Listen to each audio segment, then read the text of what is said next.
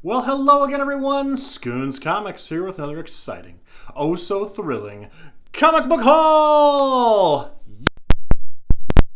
Back with the second part of my local Comic-Con haul. Nothing too crazy, no amazing keys, but some fun books. And then I've got a couple more books that I recently purchased that are a little nicer that I'm really excited to have. So let's just jump right in, shall we? We're jumping! Ghost Rider 2099. Found a few more of these as I continue to try to put this run together. Ghost Rider 2099, number 9. I don't know how I feel about this series. I'm really trying to wait until I have a good run together before I start reading it. I'm not paying more than like a quarter for any of these, because for all I know, it's not great. But it looks interesting. I don't know. But if I keep finding them dirt cheap, I'll pick them up. Keeping that in mind. 2099, number 10. That's a cool cover. That's a cool, freaky... My kid's been playing the Five Nights at Freddy's nonstop and been watching YouTube videos on that.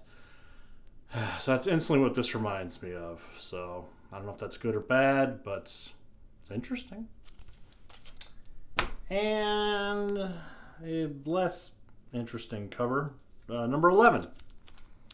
Ghost Rider 2099. Again, I know people that say this is an amazing series. I don't know. Again, if I can pick it up for less than a dollar or 50 cents, I'll pick them up. Ghost Rider. Here were some fun books I was excited to pick up. I have these already, but I found them in the cheapy bin, and I said, yeah, I want those. Earth X, the Wizard Special Edition. This is the preview of the series. Marvel miniseries. God, I think it was... They did several parts of this. Earth X and Universe X and Paradise X and I don't know. But it's this Alex Ross series and it's amazing. I love it. It's the far future of the Marvel Universe. Dark dystopian future. Very cool series. I'm sure it'll get adapted into something at some point in time. And this, for all what I know, is the first appearance of these characters. So found this on the cheap. Very cool. And can't go wrong with an Alex Ross cover ever. Just ever. Pick it up. And to that end, Earth X number 1. Very cool cover. Love Alex Ross. I take Alex Ross for granted, but man, that's amazing. Some of you loved, some of you hated my multi-part series on the Secret Origins series for DC Comics from the 80s. And I've been trying to put together the run from the New 52 line from back in, gosh, what year was this? 2014. And here is issue number 3. These aren't my favorite issues, but they're not as charming as the original the 80s Secret Origins series. But they're still good. And if I could find them cheap, I'll always pick them up. Plus, it's Green Lantern. Love Green Lantern.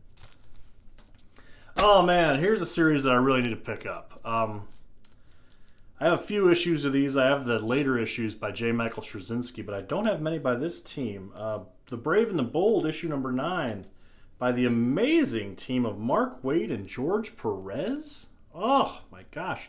How did this series not become a hit? Was it just George Perez's health that was not keeping him from drawing?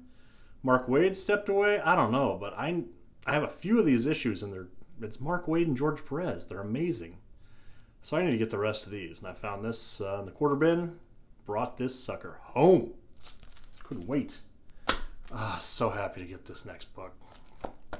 This was the last issue that I needed to complete this series. FF number 11, the Matt Fraction Michael Allred series. I love this book, but I was missing this issue for forever. And I saw it. The newer Marvel, this isn't even newer, what year did this come out? I don't know, the mid-2010s Marvel books drive me nuts. Because you can't flip through the long boxes and see what you got, because everything's at the bottom. Why did they design the books this way? It drives me insane. But still, I have the book, I was able to cross it off the list, series complete. Satisfaction. Rob Liefeld. Some of you instantly turned the channel. Others of you like, Okay, what you got? I can't not if I find them cheap. This is Youngblood #1. I don't know the year. I don't know which of the many attempts at Youngblood this was, but here is Youngblood #1 with a lovely Rob Liefeld cover. Just, I don't know. Early Image comics were the start of my comic hood. Always makes me smile. Picked it up. Look at those shoulder pads. Look how big they are. He's protected. Here's the weirdest book I picked up out of my whole Comic-Con experience. So I found this one, right? DC Comics, Marvel Comics, All Access #1. Now, DC and Marvel, for those of you not in the know, did a crossover series where basically all their characters fought. Fans voted who was going to win, who would be the strongest, the best, whatever. And it was okay. It was fine. But they have the shared ownership of this character here, Axis. Right? He's this being that can travel between the worlds, right? All right, fine. That's all well and good. So I picked this up for $1 just because I didn't have it, since it's Dan Jurgens' cover here. And I didn't even notice. I went to rebag and board it, and on the back, I got this. Certificate of Authenticity. That this comic book has been autographed by the writer Ron Mars. And then it gives a gentleman's name who is the owner and witness, and for more information, inquire at his Hotmail address. And it gives a little code. So I didn't even notice the book is signed, in theory, by Ron Mars and by the inker Joe Rubenstein. I didn't even notice it. I've had this thing sitting around for weeks. I went to rebag and board it, and I saw that. So that's cool to find in the quarter bin, right? I mean, I don't know if it's legit, because, you could just print this on your computer, I imagine. But still, let's assume it is. For $1, that's really cool. Ghost Rider. The 90s series was my jam, as I've said many times. But a lot of people don't know that there's multiple printings of the first issue. There's the newsstand edition with a little barcode. And there's the direct edition where instead of the barcode, little box has Spider-Man's face. And then the second print, the only way you know is it has Ghost Rider's face. And a lot of times I'll see this book for sale on eBay just as Ghost Rider #1, 1990, first appearance of Ghost Rider and Dan Ketch. And I needed this. I didn't have it because I have the newsstand and I have the direct edition, but I didn't have the second print. And by God, gotta have them all, Pokemon style.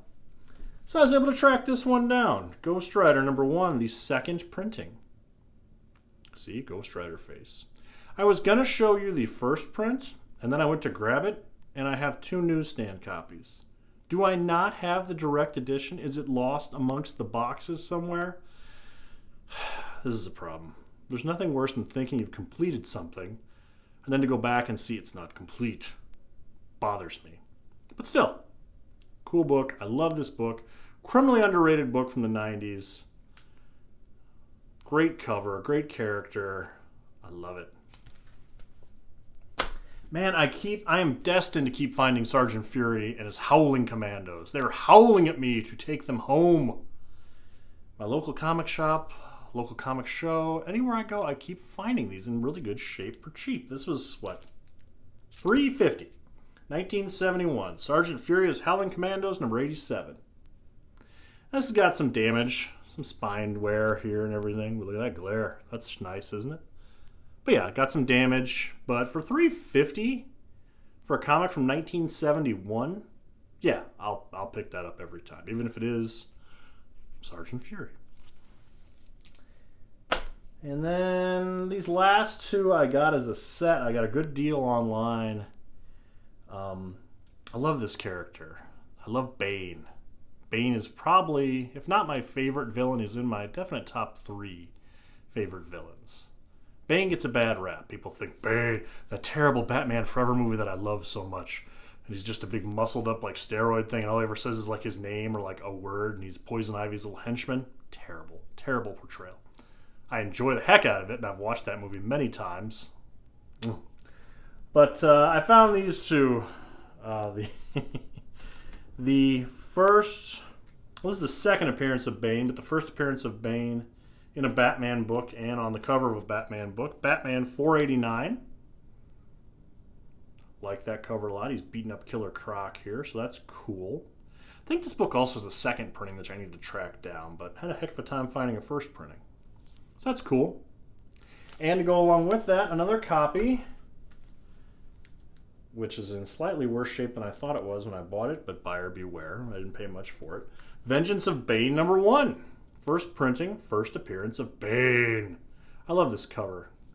Glenn Fabry? Glenn Fabry cover, 1992. Beautiful. Great character, great story from Chuck Dixon. Yes, pick this up. If you see it in the wild in like 10 years, it's going to be out of your price range. Well, out of my price range, certainly, but it's relatively cheap right now. Pick it up. And people, that's what I have. It is Thanksgiving week. I'm sure there are lots of Black Friday sales out there. Go out, go hunting, find the books, bring them, show them to me. I will try to do the same. It's a good time to be alive, people. But that's it for now. Thank you so much for watching. Please like, subscribe, and I'll see you all next time.